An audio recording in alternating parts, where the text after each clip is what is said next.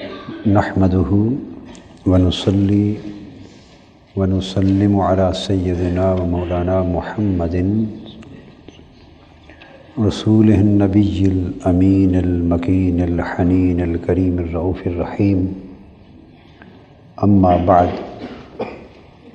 فاعوذ باللہ من الشیطان الرجیم بسم اللہ الرحمن الرحیم وَإِذْ نَجَّيْنَاكُمْ مِنْ آلِ فِرْعَوْنَ يَسُومُونَكُمْ سُوءَ الْعَذَابِ يُذَبِّحُونَ أَبْنَاءَكُمْ وَيَسْتَحْيُونَ نِسَاءَكُمْ وَفِي ذَلِكُمْ بَلَاءٌ مِّن رَّبِّكُمْ عَظِيمٌ وَإِذْ فَرَقْنَا بِكُمُ الْبَحْرَ فَأَنْجَيْنَاكُمْ وَأَغْرَقْنَا آلَ فِرْعَوْنَ وَأَنْتُمْ تَنظُرُونَ وَإِذْ وَاعَدْنَا مُوسَىٰ 40 لَيْلَةً ثُمَّ اتَّخَذْتُمُ الْعِجْلَ مِن بَعْدِهِ وَأَنْتُمْ ظَالِمُونَ ثُمَّ عَفَوْنَا عَنْكُمْ مِن بَعْدِ ذَلِكَ لَعَلَّكُمْ تَشْكُرُونَ صدق اللہ مولانا العظیم۔ معزز خواتین و حضرات،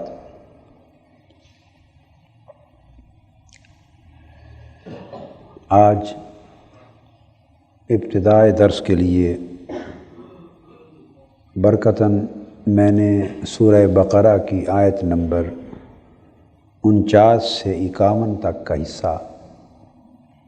یعنی 3 آیات کریمہ کا حصہ تلاوت کیا ہے۔ یہاں سے بنی اسرائیل پر اللہ رب العزت کے انعامات کا اور بنی اسرائیل کی نافرمانیوں کا ذکر ہو رہا ہے۔ کل کے درس میں ہم نے ان 15 احکامات کا ذکر کیا تھا جو بنیادی تعلیمات اور ہدایات کے طور پر اللہ جل مجدہ نے بنی اسرائیل پر نازل فرمائے۔ اس مقام سے آگے جو آج ہم نے تلاوت کیا، بنی اسرائیل کی اور یہود کی نافرمانیوں، بغاوتوں اور سرکشیوں کا بیان شروع ہو رہا ہے۔ اگر ہم اسے اسی ترتیب سے آگے بڑھائیں تو اللہ تبارک و تعالیٰ نے اس مقام پر اپنے چند انعامات گنوائے ہیں۔ مثلاً اس انعام کا ذکر کیا کہ جب وہ آل فرعون یعنی قوم فرعون کے تابع تھے مصر میں، اور فرعون کی حکومت بڑی ظالمانہ اور جابرانہ تھی، وہ ان کے بیٹوں کو، جو بیٹے پیدا ہوتے ان کو قتل کروا دیتا اور بچیوں کو زندہ رکھتا۔ اس امر کی حکمتیں اور اس کی تفصیلات انشاءاللہ آئندہ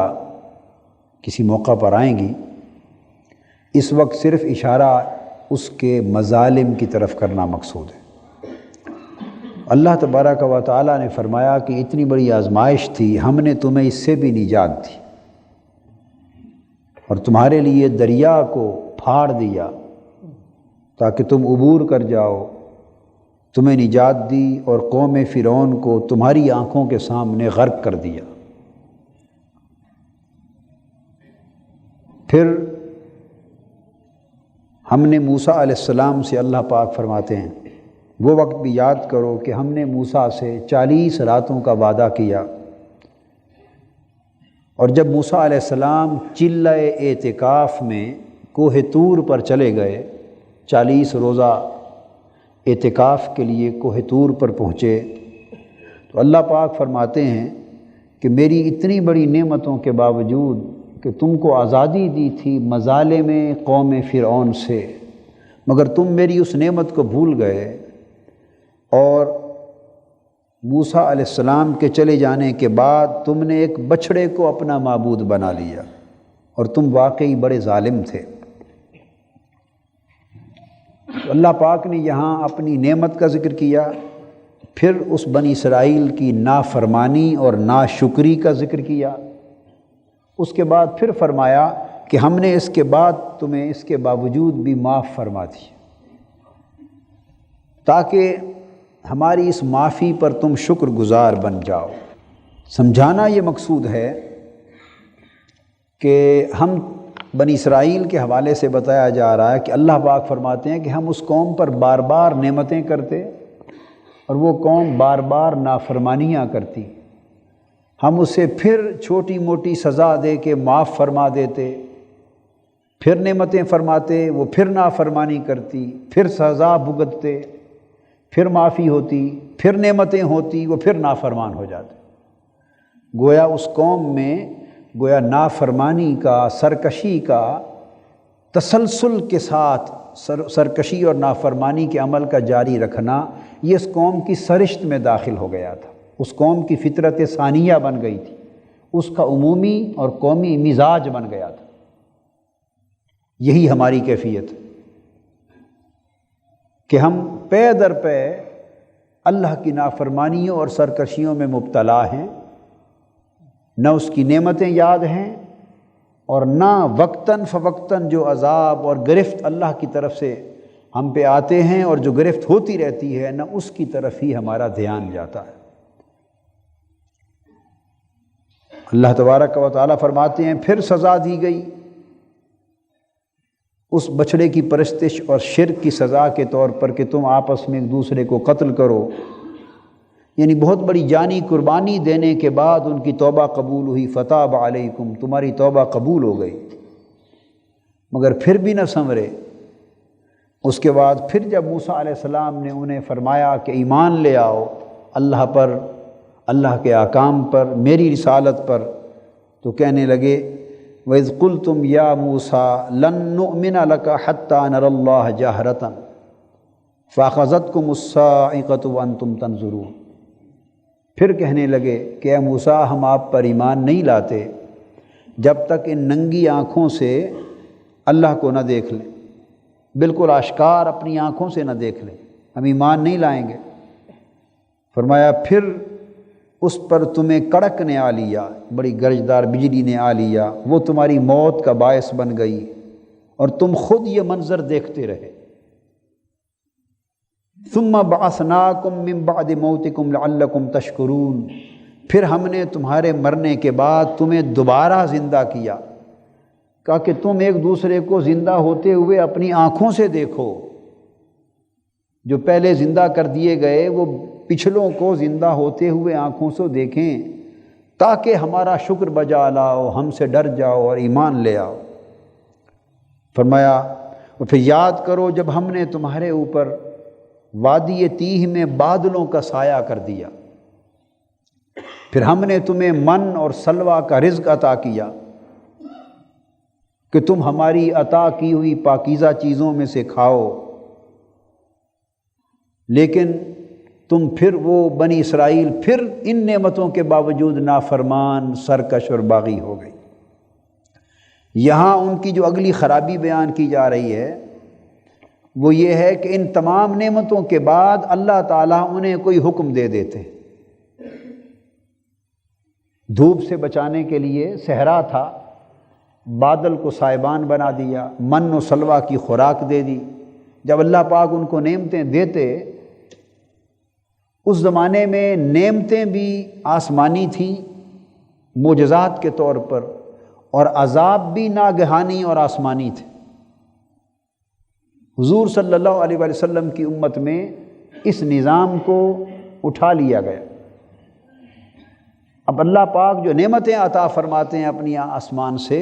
وہ بھی ایک فطری نظام کے مطابق عطا فرماتے ہیں، اور عذاب اور سزا جو ہماری قوم کو ہوتی ہے وہ بھی ایک فطری نظام کے مطابق عطا ہوتی ہے۔ اس قوم کی خرابی یہ تھی کہ نعمتوں کے بعد جب پھر اللہ کا حکم آتا کہ اب شکر وجہ لائیں گے، وہ پھر نافرمان ہو جاتے، عذاب آتا ڈر جاتے، عذاب ختم ہو جاتا پھر سرکش ہو جاتے۔ ہمارے اوپر جب عذاب آتا ہے، مصیبتیں ٹوٹتی ہیں، سزائیں آتی ہیں، قومی گرفت ہوتی ہے، ہم اللہ کے حضور سجدہ کرنے لگتے ہیں، روتے ہیں، گڑ گڑاتے ہیں، دعائیں مانگتے ہیں، معافیاں مانگتے ہیں، جو ہی وہ عذاب ٹل جاتا ہے ہم پھر پلٹ کر اپنی سرکشی، بغاوت اور نافرمانی کی کیفیت کی طرف چلے جاتے ہیں۔ ان تمام واقعات کے قرآن مجید میں بیان کرنے کا بنیادی مقصد یہ ہے کہ ہم اپنے احوال کا جائزہ لیں، اپنے معمولات زندگی دیکھیں، اپنے شب و روز کو دیکھیں،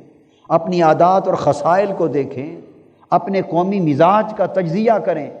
اور بنی اسرائیل کے احوال کو دیکھیں اور موازنہ کریں کہ ہماری حالت انہی کی طرح ہے یا ان سے مختلف جا رہی ہے۔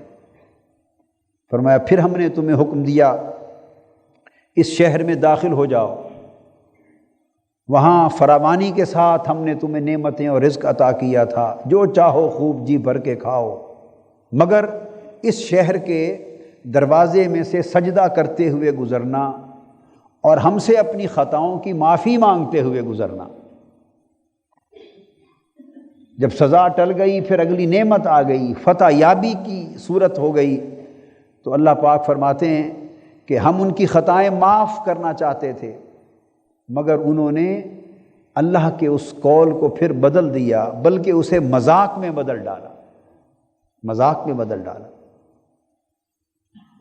اور حتۃ نغفر لکم خطایاکم، حتۃ کے لفظ کو ایک مذاق کے لفظ میں بدل ڈالا، یعنی وہ احکام الہی کے معاملے میں غیر سنجیدہ ہو گئی تھی وہ قوم۔ اشارہ اس امر کی طرف یہ کیا جا رہا ہے کہ اللہ کے احکام کے معاملے میں وہ قوم غیر سنجیدہ ہو گئی تھی۔ کچھ لوگ نافرمانی کر لیتے، کچھ کھلی سرکشی کر دیتے، کچھ اس کا مذاق اڑانے لگ جاتے، کچھ اس کی پرواہ بھی نہ کرتے، کچھ اسے احکام الہی کو توڑنے کے لیے ہیلے تراش لیتے، کچھ کنارہ کشی کر کے خاموش ہو جاتے۔ الغرض قوم کے مختلف طبقات اپنے اپنے مزاج کے مطابق اللہ کے احکام پر عمل درآمد سے اس طرح گریزاں ہو گئے تھے۔ فرمایا پھر ہم نے بصورت طاعون تم پر سخت آفت اتار دی، اس وجہ سے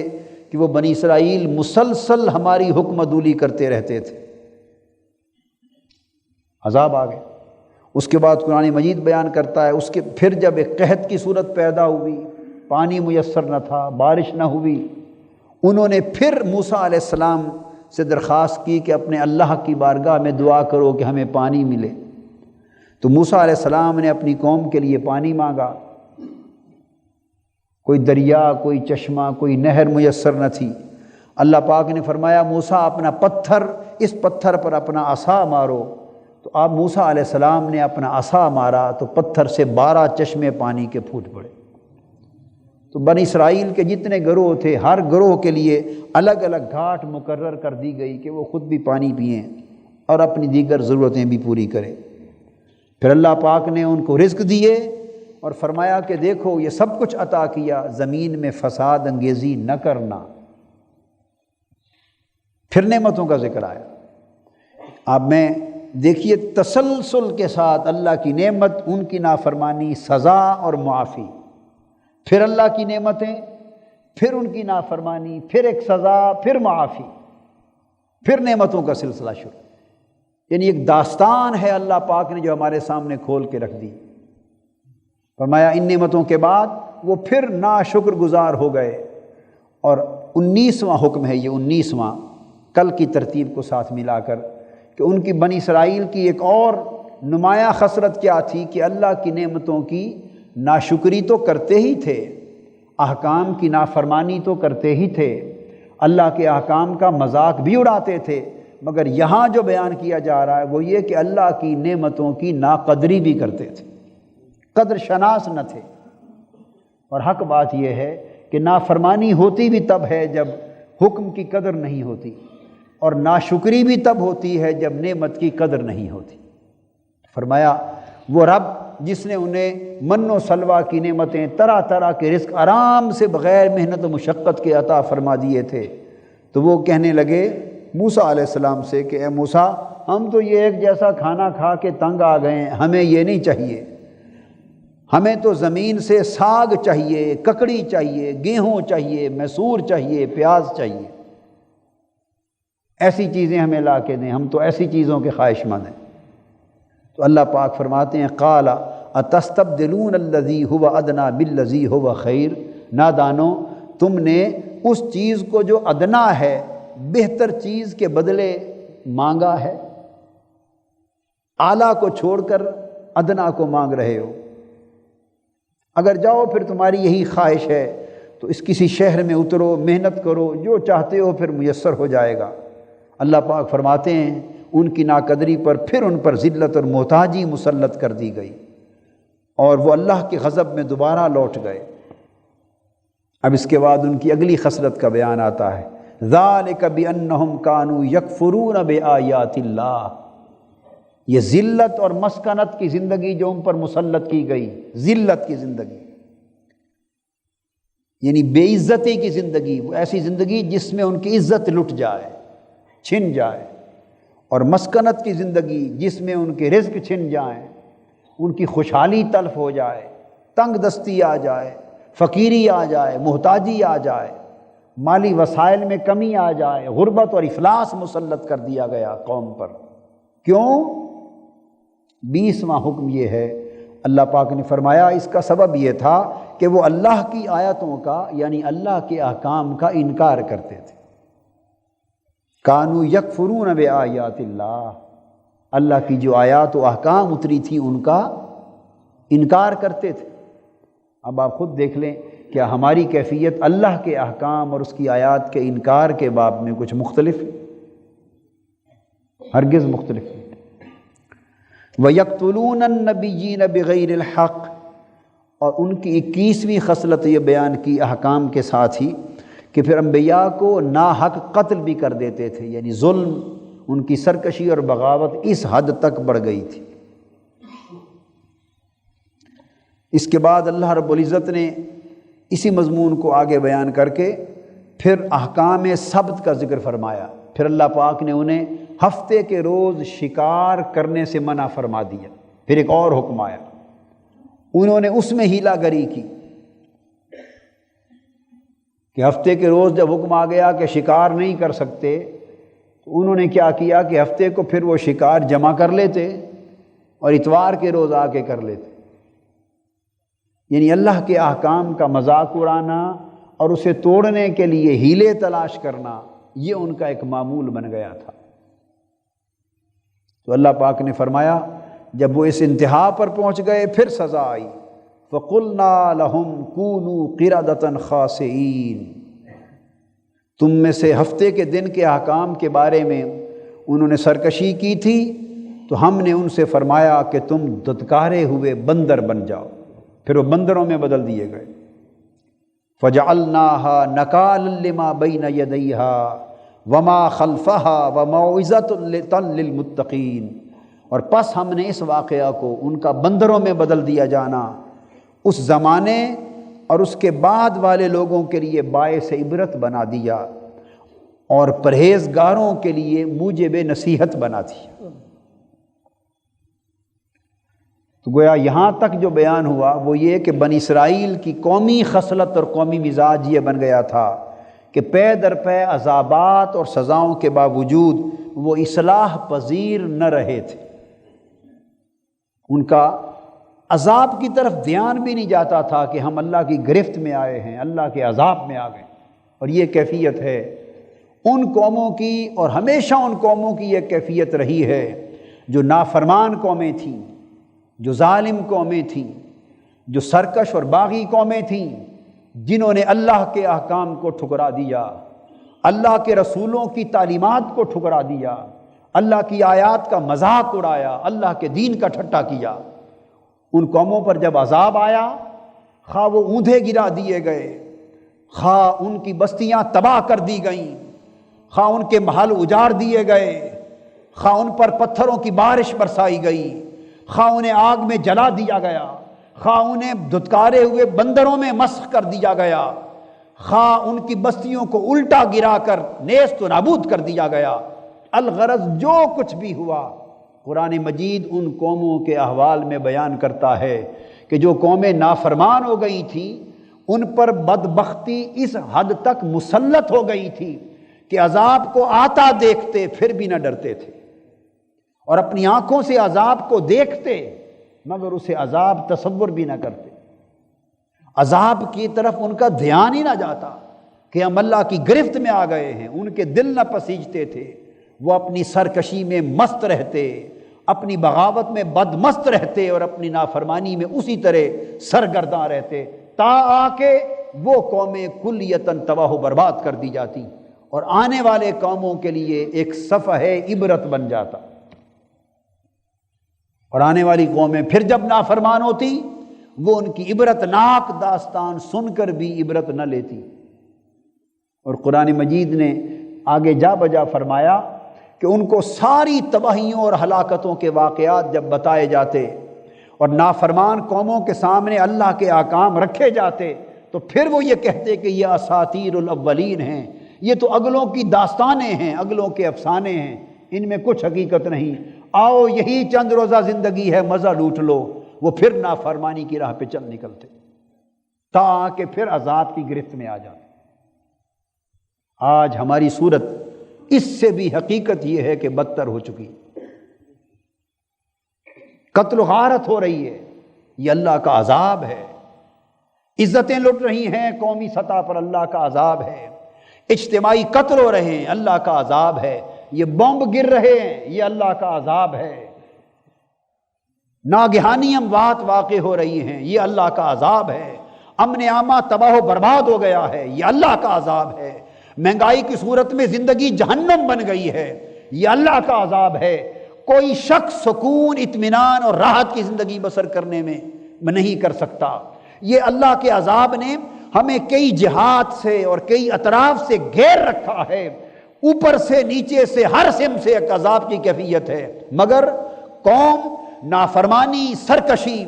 اللہ کے احکام کو بھول جانے میں اس حد تک آگے چلی گئی ہے کہ ہمارے ذہن اس سمت پچھلی قوموں کی طرف آنے کو تیار نہیں کہ ہم سمجھیں کہ یہ عذاب آ گیا ہے،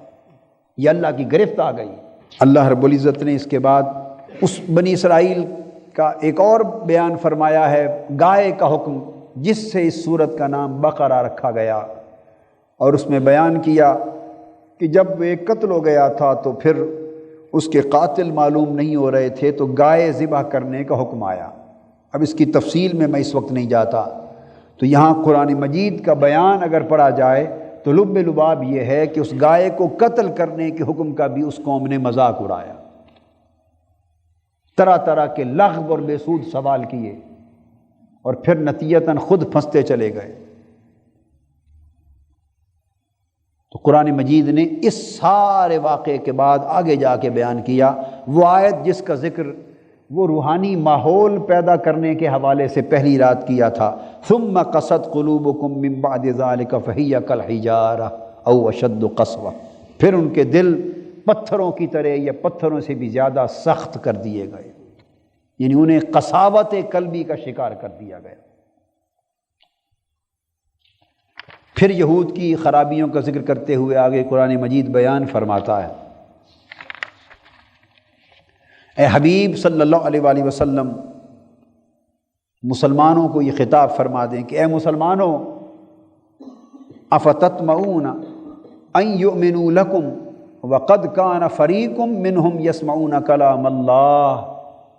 ثم یحرفونہ من بعد ما عقلوہ وہم یعلمون۔ فرمایا مسلمانوں، کیا تم یہ توقع رکھتے ہو کہ وہ یہودی اور اہل کتاب تم پر یقین کر لیں گے اور تمہاری بات مان لیں گے، یعنی تمہارے لیے مخلص ہو جائیں گے اور تمہاری بھلائی کی بات پر یقین کر لیں گے، کان دھر لیں گے؟ فرمایا ممکن نہیں ہے، کہ یہ تو وہ لوگ ہیں کہ ان میں سے ایک گروہ ایسا تھا کہ اللہ کا کلام تورات سنتے اور اس کو اچھی طرح جانتے، پہچانتے، سمجھ لیتے، اور سمجھنے کے بعد خود اس کلام کو بدل دیتے تھے، جان بوجھ کر اللہ کے کلام کو بدل دیتے تھے۔ فرمایا جو اللہ کے کلام کو سمجھ کر کے یہ اللہ کا کلام ہے عمدن اپنے مفاد کے لیے بدل دیتے تھے، تو وہ تمہاری بھلائی کی بات پر کان کس طرح دھر لیں گے؟ پھر 26ویں خصلت بیان کرتے ہوئے حکم کے ساتھ ہی ارشاد فرمایا کہ ان کی ایک خصلت یہ بھی تھی کہ ان کے اندر دوغلا پن تھا، یہ سب خصلتیں اس لیے بیان ہو رہی ہیں، سورہ بقرہ کا بنیادی مضمون ہے کہ ہم انہیں اپنی خصلتوں کے ساتھ موازنہ کریں اور اپنی خصلتوں کو یہود اور بنی اسرائیل کی خصلتوں کے آئینے میں دیکھیں۔ فرمایا وَإِذَا لَقُوا الَّذِينَ آمَنُوا قَالُوا آمَنَّا، جب وہ ایمان والوں سے ملتے ہیں تو انہیں دیکھ کر انہیں خوش کرنے کے لیے کہہ دیتے ہیں ہم بھی ایمان لے آئے۔ یہ عمومی زندگی میں ہمارا حال ہے کہ جیسے آدمی کو اپنے سامنے پاتے ہیں اسے خوش کرنے کے لیے اسی ڈھب کی بات کر دیتے ہیں۔ وَإِذَا خَلَا بَعْضُهُمْ إِلَىٰ بَعْضٍ قَالُوا أَتُحَدِّثُونَهُم بِمَا فَتَحَ اللَّهُ عَلَيْكُمْ لِيُحَاجُّوكُم بِهِ عِندَ رَبِّكُمْ أَفَلَا تَعْقِلُونَ، اور جب آپس میں مل بیٹھتے تو ان کی زبان بدل جاتی، ان کا موقف بدل جاتا۔ سو یہ جو دوغلا پن ہے سیرت اور کردار میں کہ لوگوں کے سامنے کوئی اور بات کر دینا، آج نیچے سے لے کے اوپر تک اور اوپر سے لے کے نیچے تک، یعنی قوم، عوام اور خواص اور لیڈر سب دوغلا پن میں مبتلا ہے۔ یعنی قوم کے لیڈر اخبارات میں قوم کو سنانے اور قوم کو خوش کرنے کے لیے جو کچھ کہتے ہیں وہ کچھ سمجھتے نہیں، جو کچھ ظاہراً پبلک کنزمپشن کے لیے کہتے ہیں وہ کچھ اپنے بند حلقوں میں نہیں کہتے، اور جو باتیں اور جو چیزیں اپنے بند حلقوں میں طے کرتے ہیں اور ان کے دلوں میں ہوتی ہیں وہ پبلک کے سامنے نہیں کرتے۔ پبلک کے لیے زبان اور ہے، اپنے لیے زبان اور ہے، دوسرے لوگوں کے لیے زبان اور ہے اور اپنوں لیے ضابطے اور زبان اور ہے۔ یہ کردار کا دوغلا پن، اس کو قرآن مجید نے یہودیت کی خصلت بیان کیا۔ پھر 27واں نقطہ جو بڑا اہم ہے وہ اعتقادی نوعیت کا ہے۔ قالوا وتحدثونهم بما فتح اللہ علیکم لیحاجوکم بہ عند ربکم، تو جب وہ آپس میں تنہائی میں ملتے، آپس میں تنہائی میں ہوتے تو کہتے ہیں کہ کیا تم ان مسلمانوں سے، آپس میں یہودی جب اکیلے مل بیٹھتے، اس کا پس منظر یہ ہے کہ تورات حضور علیہ الصلوۃ والسلام کے زمانے میں موجود تھی، اور اس وقت تک تورات میں حضور علیہ السلام کی بعثت کی واضح پیشین گوئیوں کا ذکر موجود تھا۔ حضور صلی اللہ تعالی علیہ وآلہ وسلم کے خصائص مبارکہ کا، آپ کی شان رسالت کا اور آپ کی عظمتوں کا جگہ جگہ ذکر تورات میں اس وقت پایا جاتا تھا، اور یہودی علماء کو وہ آیات، وہ مقامات تورات کے یاد تھے، بلکہ حدیث میں آتا ہے کہ وہ اپنے بچوں کو بھی صبح نماز کے ساتھ حضور علیہ الصلوۃ والسلام کی آمد پر اور بعثت پر مشتمل تورات کے حصے پڑھ کے تلاوت کرتے، سناتے، یاد کرتے اور یاد کرواتے، چونکہ وہ خود منتظر تھے، اور اسی انتظار میں آ کر مدینہ کی بستی میں سال ہا سال سے وہ قوم آباد ہوئی تھی، یہودیوں کی قوم۔ اپنی تورات کو پڑھ کر انہیں معلوم تھا کہ اس خطے میں نبی آخر الزمان صلی اللہ علیہ وآلہ وسلم ہجرت فرما کے آ کر آباد ہوں گے، لہٰذا وہ ان کی آمد کے انتظار میں یہاں آ کے آباد ہو گئے تھے، اور توقع کر رہے تھے کہ جیسے پہلے سارے انبیاء یکے بعد دیگرے بنی اسرائیل میں ہی مبعوث ہوتے چلے آئے ہیں،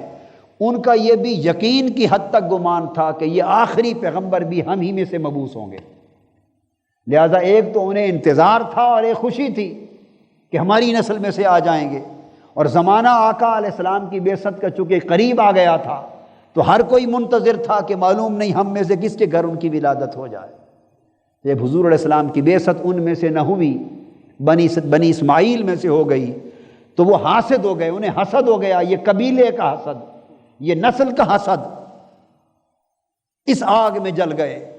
اور اس حسد کے باعث حضور علیہ السلام کی رسالت کا انہوں نے انکار کر دیا، حالانکہ انہیں شان رسالت محمدی صلی اللہ علیہ وسلم کا علم بھی تھا اور کامل پہچان بھی تھی، اور وہ ہر روز اپنی تورات میں حضور علیہ السلام کی نشانیاں پڑھتے، اور آقا علیہ السلام کے چہرے انور کو دیکھ کر، آپ کے معجزات کو دیکھ کر، آپ کے احوال و کیفیات نبوت کو دیکھ کر، آپ کی تعلیمات و ہدایات کو دیکھ کر، اور آپ کے واقعات کو دیکھ کر ایک ایک چیز جو تورات میں لکھی تھی اس کو سچا ثابت کرتے، دیکھتے کہ ایک ایک چیز صادق ہے اور صادر آ رہی ہے۔ انہیں پورا علم تھا، پہچان تھی جب انکار پر اتر آئے تو پھر ان آیتوں کو چھپانے لگ گئے، اپنے بچوں سے بھی، اپنے لوگوں سے بھی اور مسلمانوں سے بھی چھپانے لگ گئے۔ کوئی تورات دیکھتا تو ان آیتوں پر وہ ہاتھ رکھ لیتے جن میں حضور علیہ السلام کی شان بیان کی گئی ہوتی تھی۔ اب قرآن مجید نے اس طرف اشارہ کیا کہ اب وہ کیا کرتے یہودی کہ کچھ لوگ مسلمانوں کو خوش کرنے کے لیے کہہ دیتے ہم بھی ایمان لے آئے ہیں، ہماری اپنی کتاب میں درج تھا حضور علیہ السلام کی آمد کا، ان کی بعثت کا بیان تھا، ہماری تورات میں یہ ان کی شان اور ان کی صفتیں اور خصلتیں بیان کی گئی تھی، لہذا ہم بھی ایمان لے آئے ہیں۔ یہ سب جھوٹ ہوتا، محض مسلمانوں کو خوش کرنے کے لیے کہتے۔ اب قرآن کہہ رہا ہے کہ جب وہ اکیلے ہوتے اور آپس میں ملتے تو ان کے جو علماء تھے اور ان کے سمجھدار لوگ تھے، ان کے لیڈر قسم کے لوگ، وہ ان کو روکتے اور آپس میں باتیں کرتے، بھئی تورات میں شان مصطفیٰ صلی اللہ علیہ وآلہ وسلم کے بارے میں جو کچھ آیا ہے تم ان مسلمانوں پر کیوں ظاہر کرتے ہو کہ یہ تمہاری زبان سے حضور علیہ السلام کی شان کے کلمات سن کر تمہارے ہی خلاف بطور دلیل استعمال کریں گے۔ یہ وہ بیان ہو رہا ہے۔ تو حکم دیتے ایک دوسرے کو کہ اب شان محمدی کو چھپایا کرو اور شان محمدی صلی اللہ علیہ وسلم کے بیان کو چھپا لیا کرو، حذف کر لیا کرو۔ یعنی اللہ نے جو کچھ تمہارے اوپر ظاہر کیا تھا اس پیغمبر آخر الزمان صلی اللہ علیہ وسلم کی آمد اور ان کی بعثت اور ان کی شان اور ان کی پہچان اور معرفت کے بارے میں اللہ پاک نے جو جو چیزیں تمہارے اوپر ظاہر فرما دی تھی، فتح اللہ علیکم، جو علم شان رسالت محمدی صلی اللہ علیہ وسلم کا اللہ نے تم پر کھول دیا تھا، ظاہر کر دیا تھا، تم اب مسلمانوں پر کیوں ظاہر کرتے ہو؟ اس کو چھپا لو، بند کر دو، ان پر ظاہر نہ کرو۔ لِيُحَاجُّوكُمْ بِهِ عِنْدَ رَبِّكُمْ، یا یہ اپنے اللہ کے حضور تمہارے خلاف حجت قائم کریں گے اور کہیں گے باری تعالیٰ یہ خود تو ہمیں بتاتے تھے تیرے محبوب کی شان اور خود کیسے منکر ہو گئے، تو تم اپنے خلاف خود ثبوت فراہم کر رہے ہو اور اپنے خلاف خود دلیل فراہم کر رہے ہو۔ تو گویا حسد کے باعث جب رسالت محمدی صلی اللہ علیہ وسلم کے انکار پر ان کے ذہن جا پہنچے تو یہودی ذہنیت کیا بن گئی کہ جہاں حضور علیہ السلام کی شان اقدس کی کوئی بات نظر آتی اسے چھپا دیتے تاکہ حضور علیہ السلام کی شان کو چھپایا جائے۔ تو گویا آقا علیہ السلام کی شان اقدس کو چھپانا یہ بھی قرآن مجید میں یہودی ذہنیت اور یہودی خصلتوں میں سے ایک خصلت کے طور پہ بیان کی گئی۔ اور جہاں اس سے پیچھے قرآن مجید نے فرما دیا نا، کتمان حق سے منع فرمایا، وَلَا تَكْتُمُونَ الْحَقَّ کا بیان آیا کہ تم حق کو نہ چھپاؤ، حق کو نہ چھپایا کرو۔ حضرت عبداللہ ابن عباس رضی اللہ تعالیٰ عنہ فرماتے ہیں، حضور کے جلیل القدر صحابی، کہ ان تمام مقامات پر جہاں یہودیوں کے باب میں ذکر آیا وہ فرماتے ہیں کہ حق سے مراد صرف شان مصطفیٰ صلی اللہ علیہ وسلم، کہ اللہ پاک نے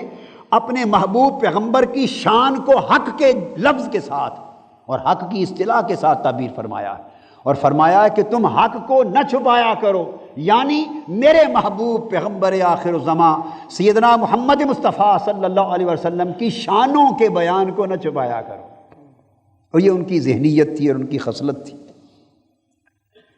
اور 28ویں خصلت یہ بیان کی،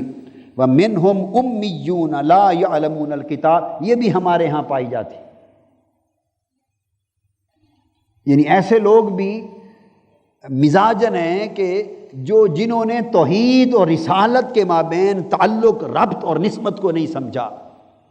اور وہ شان رسالت اور ادب رسالت کو کمال درجے ادا کرنا، اس حق کو ادا کرنا سمجھتے ہیں کہ شاید اس میں بڑھتے جانے سے توحید میں خلل واقع ہو جائے گا، یا شاید اس سے کوئی شرک واقع ہو جائے گا۔ حالانکہ آگے کوئی مقام آئے گا تو میں انشاءاللہ یہ بات آپ کو سمجھاؤں گا کہ شان رسالت مآب صلی اللہ علیہ وسلم کی معرفت اور ادب رسالت مآب میں اور محبت رسالت مآب میں کوئی حد ہی نہیں ہے، کوئی حد ہی نہیں ہے، سوائے اس کے کہ اس شان کو شان الوہیت نہ بنایا جائے، اسے شان الوہیت نہ بنایا جائے، انہیں معبود نہ بنایا جائے۔ آگے جا کے یہ ساری باتیں آئیں گی۔ تو جہاں یہ گمان آ جاتا ہے کہ حضور علیہ السلام کی کثرت کے ساتھ شان کو بیان کرنا، کثرت کے ساتھ آپ کے ادب کو بیان کرنا، آپ کی تکریم و عظمت کو بیان کرنا، اگر یہ گمان آ جائے کہ وہ معاذ اللہ کہیں شرک ہو جاتا ہے، اس مغالطے کے باعث بہت سے ذہنوں میں یہ چیز آ جاتی ہے کہ جن آیات کریمہ اور احادیث طیبہ میں حضور علیہ السلام کی شانوں کا ذکر آیا ہے ان کو پڑھنے، پڑھانے اور درس دینے سے بھی اجتناب کر دیا جاتا ہے۔ خود مجھے ایسے بیسیوں مقامات ملے زندگی میں، اور بیسیوں واقعات ایسے زندگی میں پیش آئے بیرون ملک اور اندرون ملک، کہ کوئی مسئلہ کسی نے پوچھا اور کہا کہ یہ سرے سے قرآن و حدیث میں حضور علیہ السلام کی شان کے بارے میں یہ بات ہے ہی نہیں۔ میں نے اس کو قرآن مجید کی آیت پڑھ کے سنائی کہ آپ کو کس نے کہا، یہ قرآن مجید کا فرمان ہے، اور وہ اچھا بڑا باریش متشرع قرآن مجید کو جاننے والا، آیات پڑھنے والا تھا۔ اس نے کہا کہ مجھے تو آج تک کسی نے یہ آیت سنائی نہیں۔ اگر حدیث کا حوالہ دیا اور حدیث بیان کر دی، اس نے کہا ہمیں تو اتنی زندگی گزر گئی قرآن اور حدیث کا درس سنتے، ہمیں تو یہ حدیث کسی نے بتائی نہیں۔ یہ بھی ایک ذہن ہے، یہ بھی ایک ذہن ہے، اس سے توبہ کریں اور اس سے بچا کریں۔ اور دوسری طرف یہ ایک انتہا ہے، یہ ایک انتہا ہے، اور ایک دوسری سمت بھی انتہا ہے، اس کا ذکر بھی متصل آیت میں آ گیا ہے، بس اس کا بیان کر کے آج کا درس ختم کرتے ہیں۔ اور وہ کیا؟ وَمِنْهُمْ أُمِّيُّونَ، اور فرمایا ایک رخ یہ ہے کہ جو ان میں پڑھے لکھے ہیں، جو ان میں پڑھے لکھے ہیں، ان کا عالم تو یہ ہے کہ حضور علیہ السلام کی شان چھپاتے ہیں کہ مومنوں کے سامنے بیان نہ کی جائے۔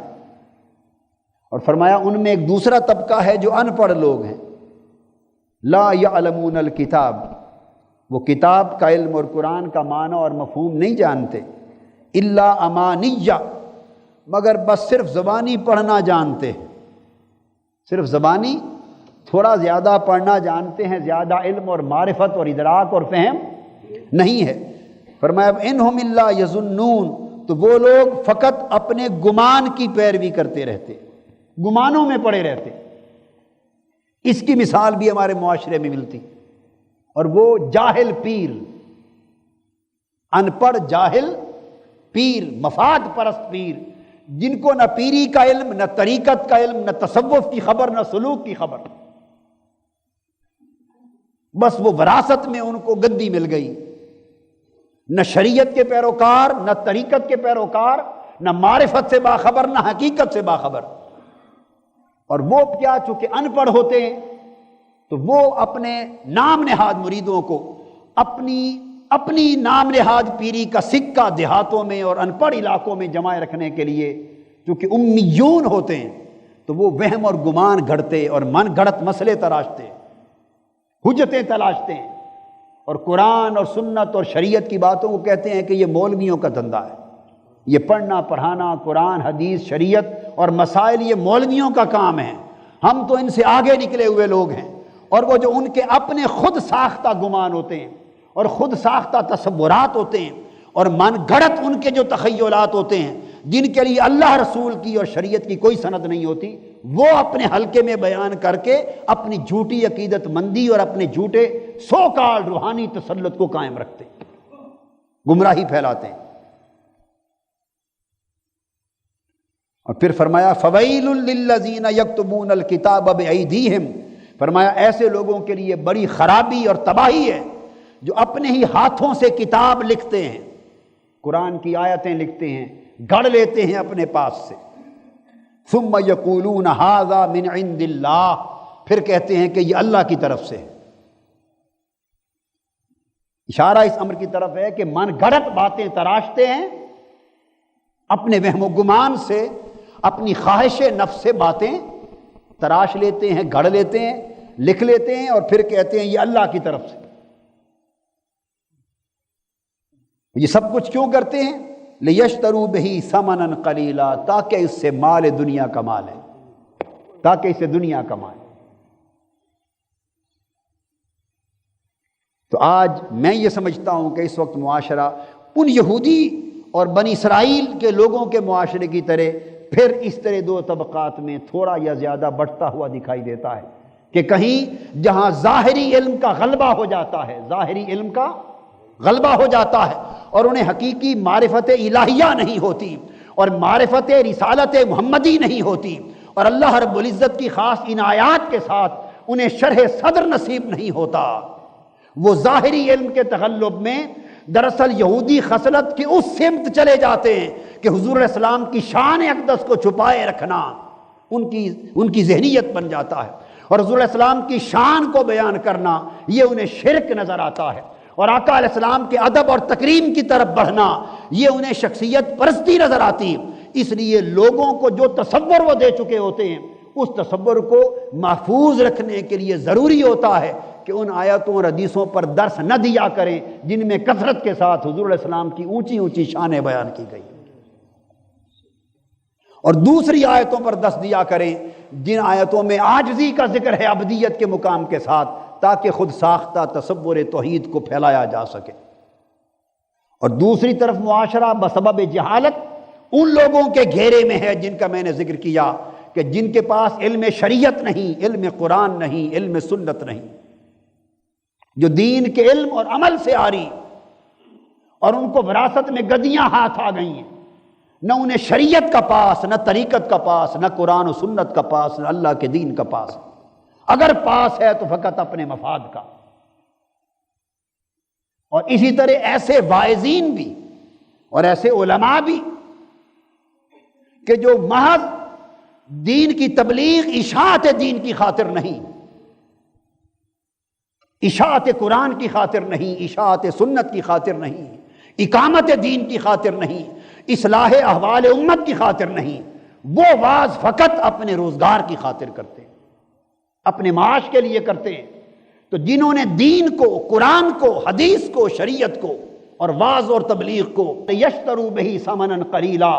اشاعت دین کی بجائے فقط مال کمانے کے لیے، اپنا روزگار بنانے کے لیے اور اپنا معاش کمانے کا ذریعہ بنا لیا ہے، ان کی بھی مذمت کی جا رہی ہے کہ وہ جب دین کو روزگار اور معاش کے طور پہ استعمال کرتے ہیں تو لا محالہ اس انتہا تک جا پہنچتے ہیں کہ اپنی من کی چیزیں جن سے لوگ خوش ہوں وہ گھڑتے ہیں، لوگوں کو سناتے ہیں، نعرے وصول کرتے ہیں، واہ واہ لیتے ہیں اور خود رقمیں بٹور کے جیبیں بھر کے چلتے بنتے ہیں، اور قوم جہالت کے باعث، گمراہی کے باعث اپنے اندھیروں میں بھٹکتی پھرتی ہے۔ اللہ تبارک، یہ دونوں انتہائیں ہیں اور ہمیں ان دونوں انتہاؤں سے باخبر ہونا چاہیے اور اعتدال توسط کے ساتھ کہ جس میں اس مضرت اور نقصان سے بھی بچیں اور اس مضرت اور نقصان سے بھی بچیں اور راہ حق کی طرف آگے بڑھتے چلے جائیں۔ اللہ پاک ہمارے اوپر حق کی معرفت کے دروازے کھول دے۔ وما علینا الا البلاغ۔ شیخ الاسلام ڈاکٹر محمد طاہر القادری کے آفیشیل یوٹیوب چینل کو سبسکرائب کریں اور بیل آئیکن کلک کریں۔